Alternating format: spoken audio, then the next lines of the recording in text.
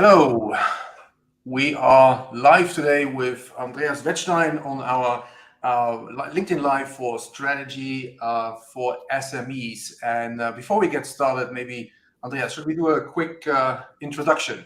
Yeah, let's do that. Should I start? Yeah, I'll start. Go ahead. So this is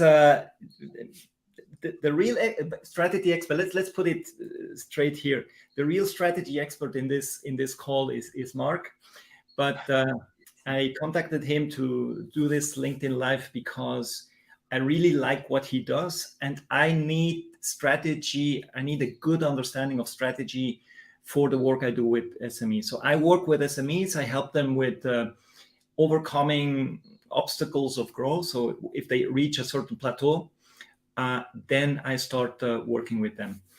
And we typically start with strategy work. So my specialty is really companies that are 10 to 50 employees. So that's my field.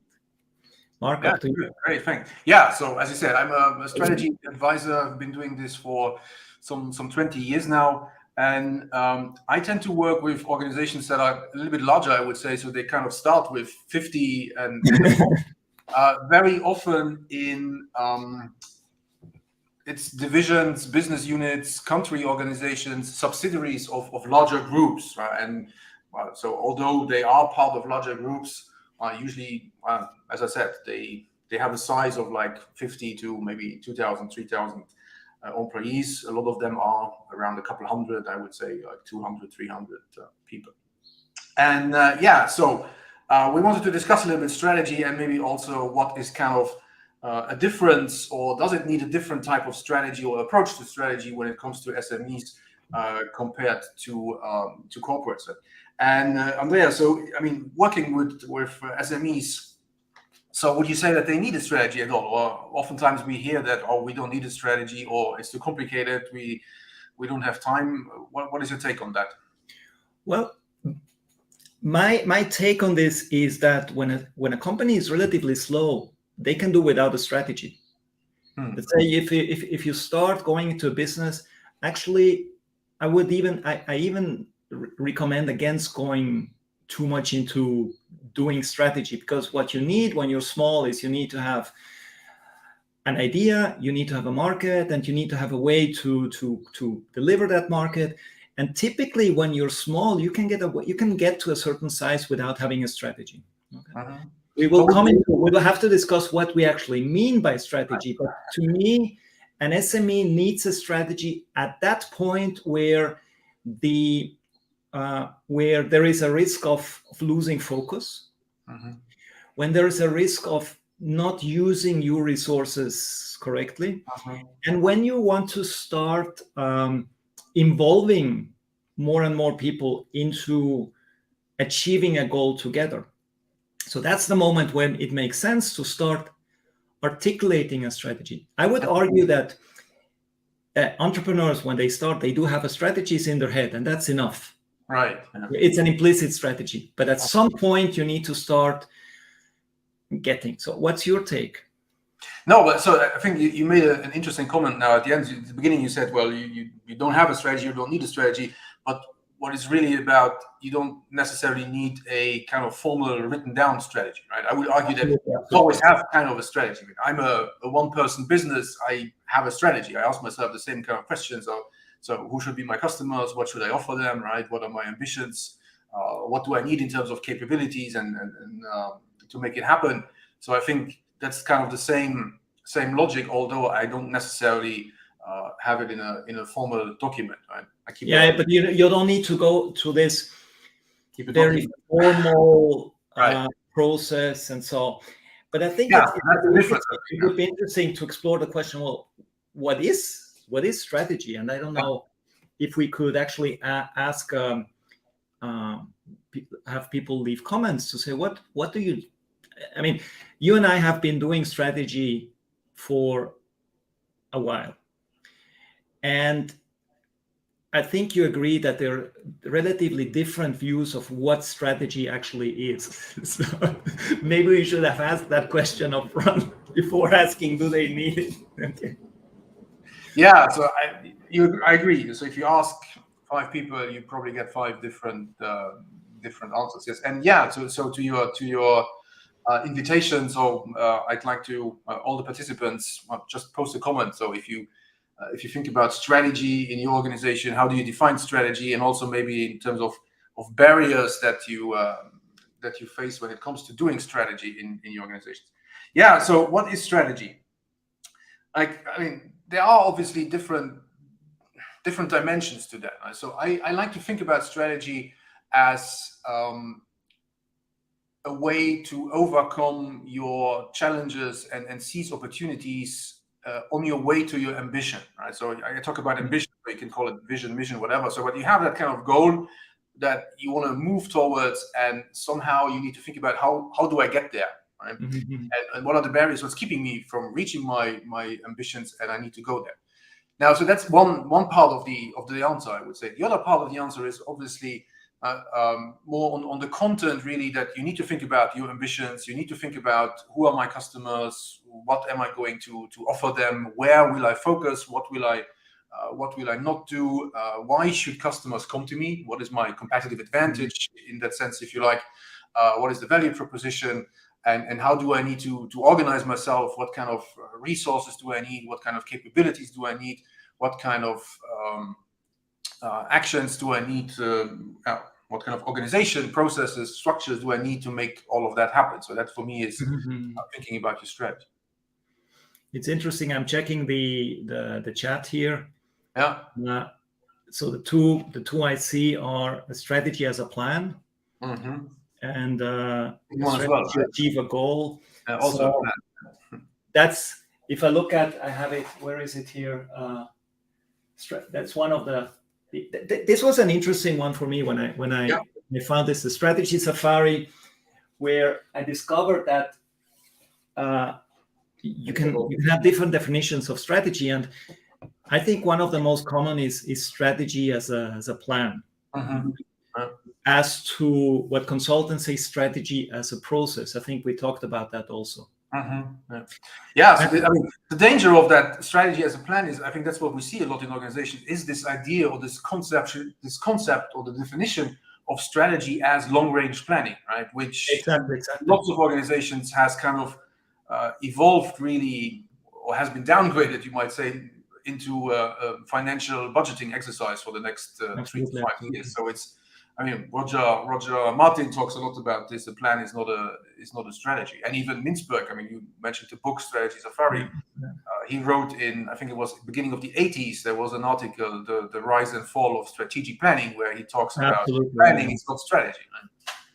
But I find that when we look at strategy, and I've had these discussions many times, is this differentiation? Well, this is strategic, this is operational.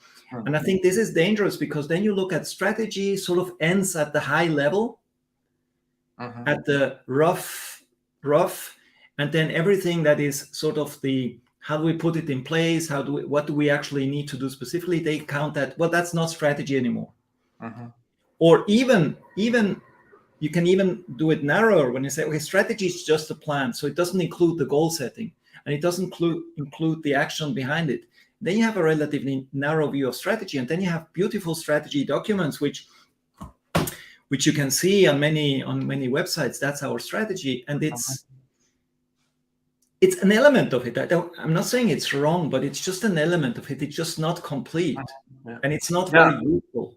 Yeah, so I would agree there. I mean, obviously, you need a plan in the sense of what are the steps we will take, right, in terms of doing our strategy, in terms of developing new products and all these things. So, but what I would be careful about is this idea of we need to plan out for 3 to 5 years, right? And we very often have that. I very often have that discussion with clients when we talk about strategy, and then I say, well, let's focus actually on what we can do in the next 12 months as a first priority, and then afterwards we think about what comes next. Then again, there are situations, obviously, where long-term planning makes sense. You know, if you want to build a new factory, or you create a new building, obviously that's something you need to plan a couple of years ahead, because it's going to take a couple of years to do something like this. But that's not necessarily strategic in the sense, I mean, the implementation of that plan is not necessarily strategic. The decision whether to do a new manufacturing plant and where you're going to put it and how big it should be and all of that is very well strategic. I'm looking at a comment here from Andreas Wettstein, who says that in her experience, many companies use strategy as a set of goals, usually financial. And then the cycle of planning a direction is then put on side and everyone is consuming, managing the external. So that she says, I agree that operational and strategy have to be integrated to be useful for an SME. Yeah. And I think she has a right point there for strategy to be useful. I think it needs to have this element of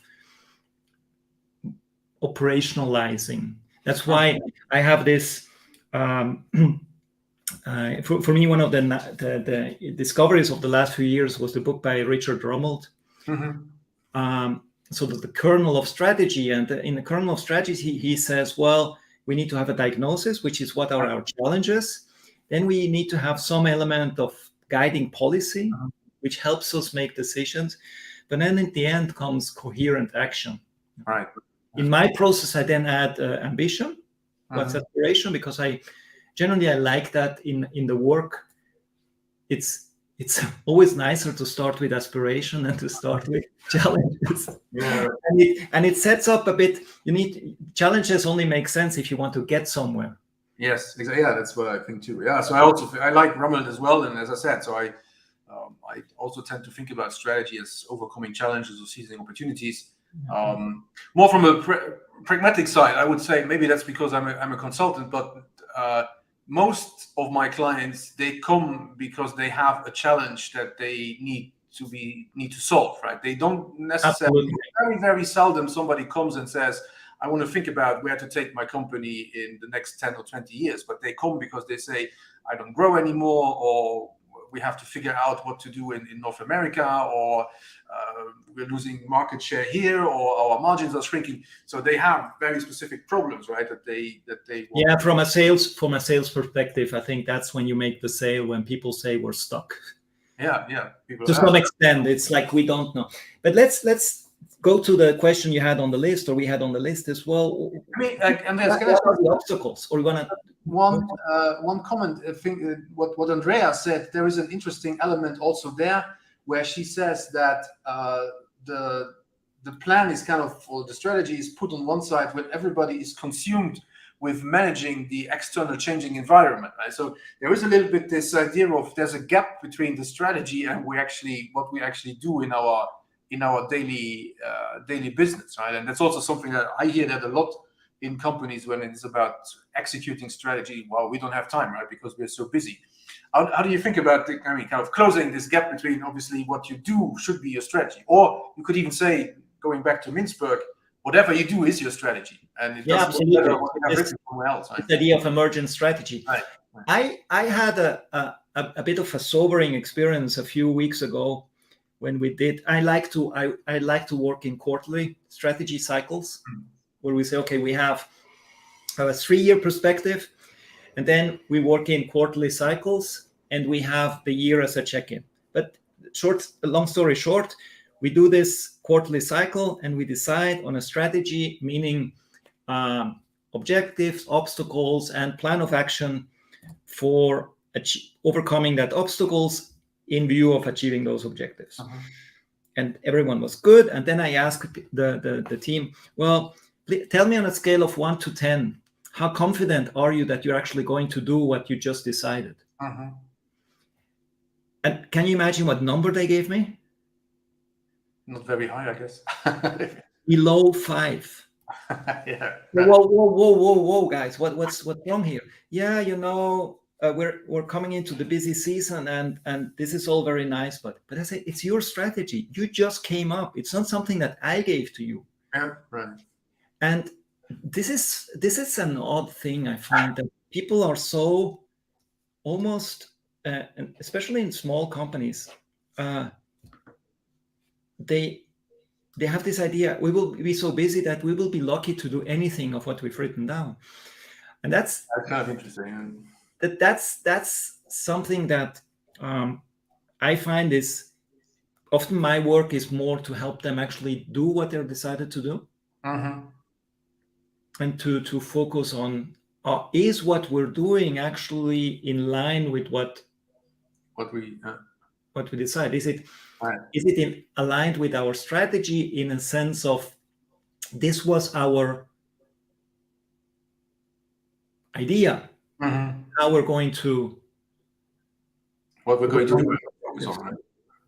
Yeah, I think so. I always used to talk about cascading the strategy, but recently I've also come more to that idea of aligning. If you talk about different teams or departments or functions, aligning whatever they are doing to the strategy. So I tend to think about strategy on a department level or on a functional level to really look at what are the activities that we are doing, what are the activities that we are currently engaged in, and how aligned are they with what we should be doing based on the strategy, and what do we maybe do less of, what do we completely stop doing, and what do we need to continue doing or even start doing new. And then, so it becomes really this focus on the activity. So in order to close that gap between we had a strategy somewhere, but our activities are spent somewhere else. Right?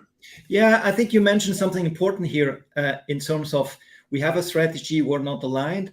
And another thing I see is that so often people do a strategy exercise and then they're almost overdo it. I know you're not a fan of 2-day fancy. And I would tend to agree, because you tend to come up with like Moses down from the mountain. Yeah. With the tables. But yeah, exactly. But the sad thing is then they make a beautiful presentation and then they forget it, and then you meet them a year later. Yeah. And because it was such a huge exercise, it's not, they don't even look at the strategy. Yeah. So that's why, well, what did we decide? What is still working? So that's why I like the notion that Richard Drummel has this coherence. It should be coherent. Should it be aligned? Should it be cascaded? I'm getting a bit away from this cascading. I don't know how you see it. Yeah, as I said, I talk more about alignment. So focusing on the activities that are being carried out throughout teams, how do they align and what needs to be aligned? How can they be aligned with the overall priorities really that we have defined in the strategy? It's kind of interesting. I just have a client now, and we're working on. So we decided that HR needs to work on the strategy. So based on what has been decided on the top level, and then the head of HR is very resistant to engage, or was initially very resistant to engage in a strategy exercise, because she said, "I'm too busy." Right? So why we should do this exercise, so that you can actually focus on activities that are more important or more high value.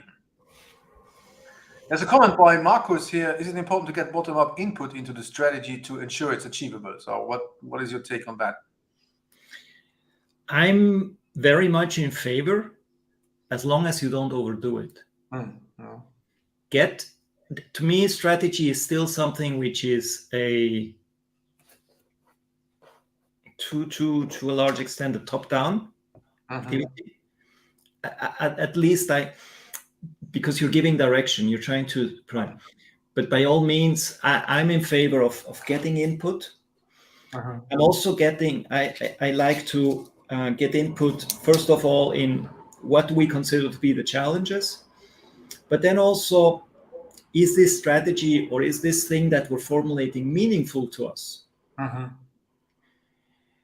And ultimately, it's important that people can identify with the strategy, that people have a sense of how can we contribute. I like that.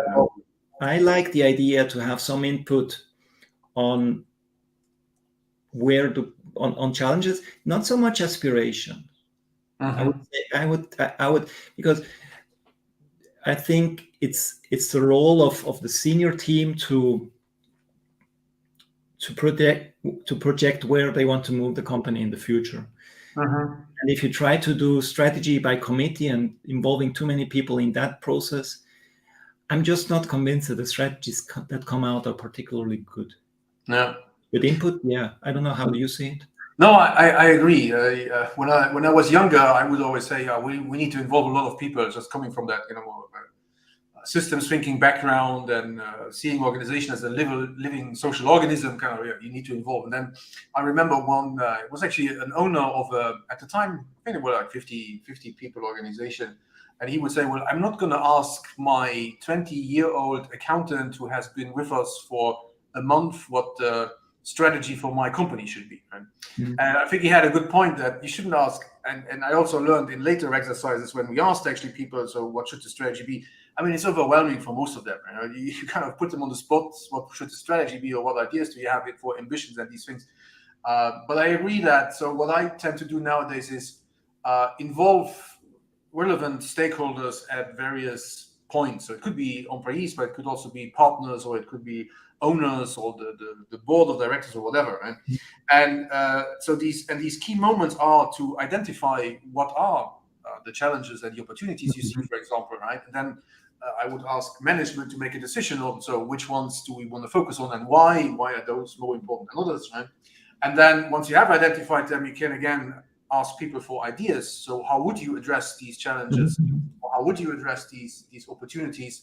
And then I like presenting kind of like a draft. We always call it a draft of the strategy, and get feedback. So that kind of goes in the direction of, is it meaningful to you? Is it inspiring to you? What do you like? What don't you like? What concerns might you have when it comes to implementation? So we start already thinking about what is going to be necessary in terms of support and capabilities and everything for implementation. And then I also like to, the top-down bit for me is always more the kind of the strategic directions or priority areas. But then I'd like to involve people from throughout the organization in terms of, okay, and how are we going to do this exactly? What is the tactics, some people might call it, or how we're going to actually address these things, right? So that you give some autonomy and some meaning in that involvement on the how are we going to actually implement. Where I see the bottom-up involvement also is, are we missing something? Is there something we're not seeing? Are we sometimes I work with a lot of very visionary people who come up with relatively good ideas, but they have this idea, well, now we just need to do, and don't realize, well, maybe on the level of capability there's something to do, or there's a level of, I don't know, that they're not close enough to realities, and then you come up with something that again is too distanced from the realities of the ground. And then you come again, like Moses from the mountain, and say, well, we've been here and you come with these lofty ideas.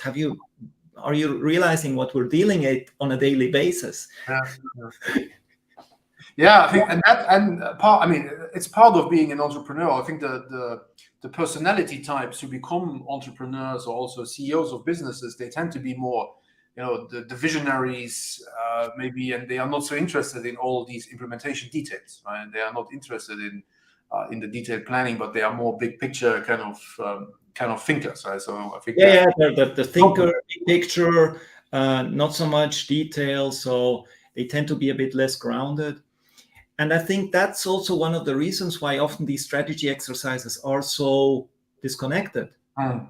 Because if you do it with these people and you start discussing in the minutiae of how we're going to implement it, or you don't need to, I don't think you need to have a very detailed implementation as part of your strategy process. I wouldn't go so far, but some element of thinking things through. And if I have these visionary types, they go all nervous.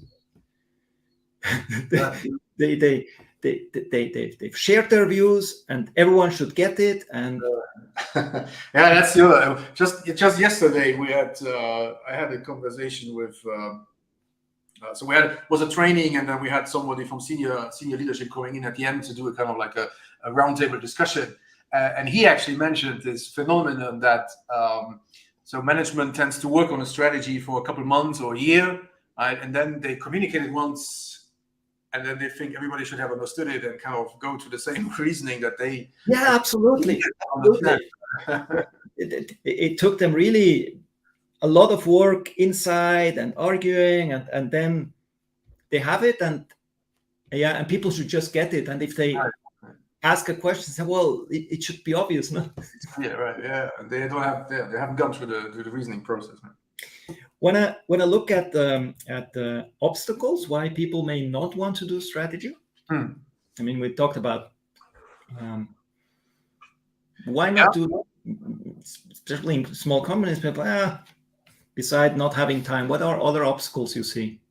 Things you see, so I mean, is there no time, bad experience with past strategy exercises where people say, well, it's just going to end up in the drawer anyhow, right? Nobody's going to look at it. And I think that's also partially the traditional consulting industry to blame, right? With creating 200 pages or slides of PowerPoint decks with what the strategy is supposed to be, right? Nobody's gonna read that anyhow, right? There is also this, what you mentioned before, and I guess that's in smaller organizations probably even more pronounced, this idea, well, it's obvious anyhow, right? We know what the strategy is, but then if you look at research, there was an HBR article a couple of weeks ago that actually looked at how aligned are people in the company on the strategy. So they asked people to write down what is our strategy, and turned out that only like 23% were actually aligned, whereas management thought, 80% is aligned. This is fine, right? So there's a huge gap there. But then I think, I mean, at the end of the day, I really think that lots of people, even CEOs, I had a retired CEO the other day of a stock market listed company who admitted that, or who said that, Mark, when I was a CEO, I had a difficult time wrapping my head around this thing called strategy. So I think there is this lack of understanding what is actually strategy on the one hand, and how are we going to develop a good strategy? Because if you look at all the books, and all the frameworks, they are some are very good, let's say, in explaining what the strategy should be and what you should do maybe in terms of exercises, but I have hardly seen any book describe what is a process that you actually go through step by step. How do you go from an analysis to then actually formulating a strategy, for example, is something that's completely missing in lots of strategy books. Yeah, or then they're too how would I say, too rigid in how you should do it. No. So even Rommel, which I like it very much as a book, it's not very, you cannot use it as a handbook. Okay, let's now. No, there's no. It's not. You can look at it. You can take it and say, well, you can use it to assess your strategy. You can assess it. Well, does it have elements of a good strategy? Does it have elements of a bad strategy? But I would say yes. One of the problems we have is that often people don't see the usefulness of the strategy because they have an unclear understanding of what strategy actually is, because they've had bad experiences, and from that, as a consequences, it's logic that they don't see the usefulness. Again,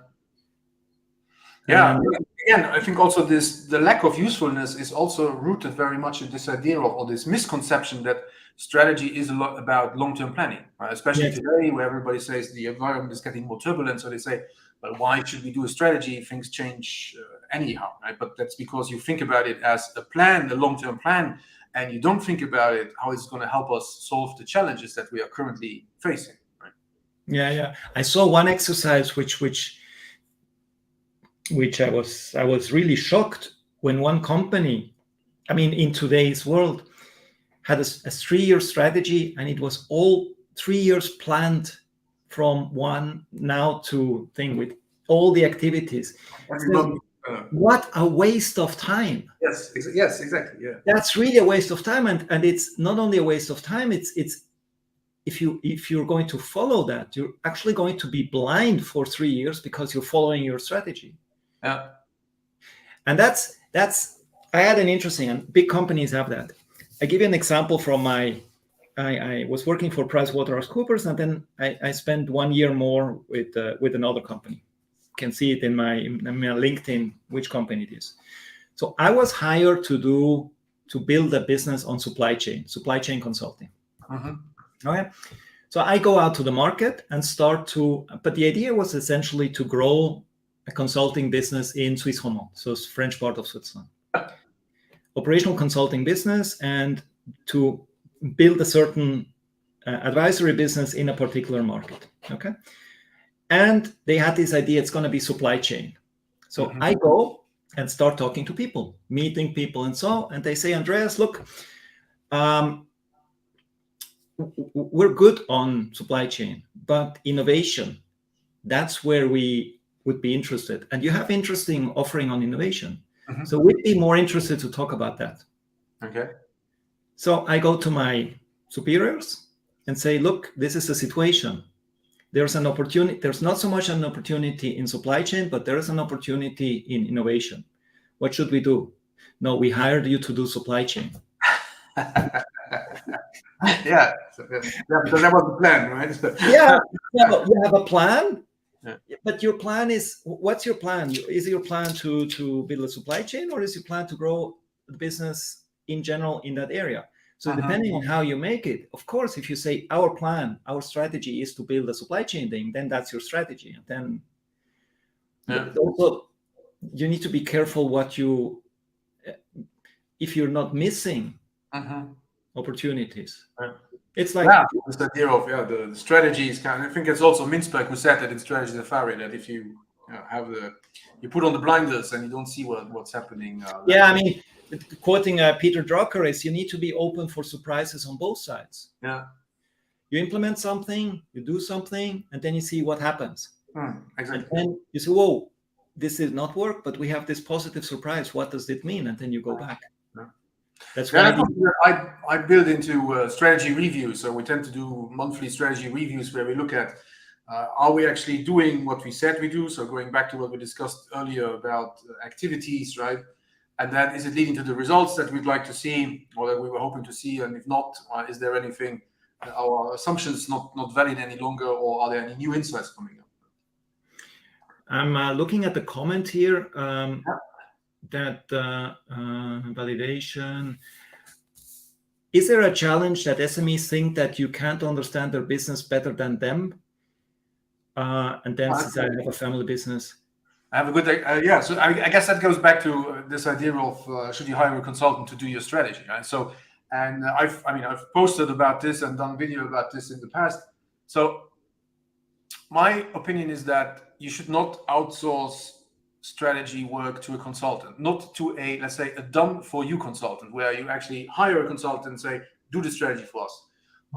What I as a consultant can offer or do offer is I help you structure the process, I help you ask the right questions, I help you find answers, but I don't do the strategy for you, right? So it's really the responsibility of leadership to do strategy. And sometimes we hire traditional consultants for very specific things or for very specific topics where we might need a more detailed financial analysis than the company can do or provide, or we might need some market research and we hire an agency to do that. But it's really the responsibility for the process and making the strategy rests with the leadership team. Yeah, I mean, I would argue that if the person I'm working with, who is in the business, doesn't understand the business better than me, then we have a problem. I mean, they are in that day in, day out. If I understand their business better than they are not in the right spot, then they should be fired. No. Well, sometimes, I mean, understand it better. Sometimes an outside perspective also helps to clarify things, but obviously, yeah, they should know. Yeah, it's an outside. I agree with the outside perspective, but fundamentally understanding of how your business works, I would expect that that's the bit that the company brings in, and you bring in the outside perspective, you bring in the process, you bring in what are the assumptions between what you're saying. Sometimes in leadership team, I say that they're unspoken assumptions about why things are the way they are, and that's things you can challenge. I think that's where the value is in bringing in an outside consultant, and not to tell you how you should run your business. Exactly. Cool, Andreas. I see that we are already a little bit over time. I mean, this has been great, and I think we should probably do another one, right, to keep on discussing. Yeah, I would invite everybody who's here today. So if you have any more questions, just put them into LinkedIn comments. The comments stay open after we have closed already, so you can do that. We can answer some there, and then let's organize another one, Andreas, where we continue our discussion.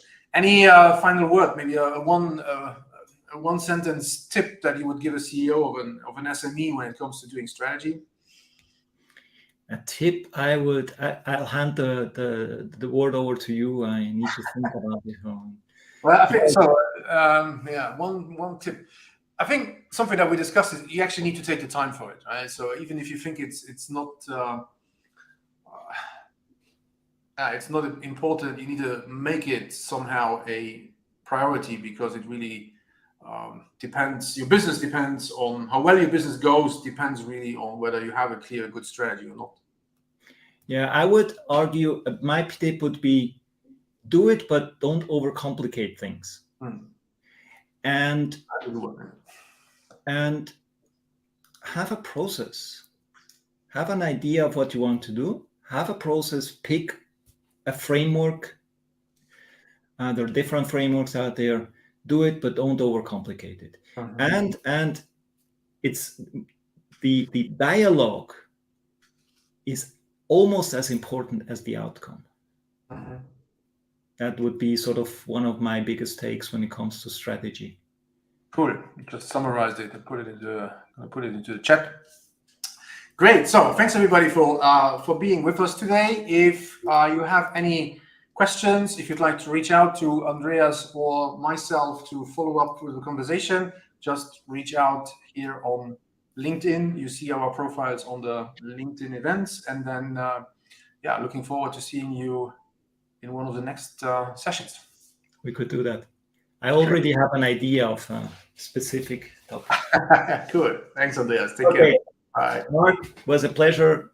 Everyone, all the participants, thank you very much for taking time, and enjoy the summer. See you. The summer days. Bye-bye.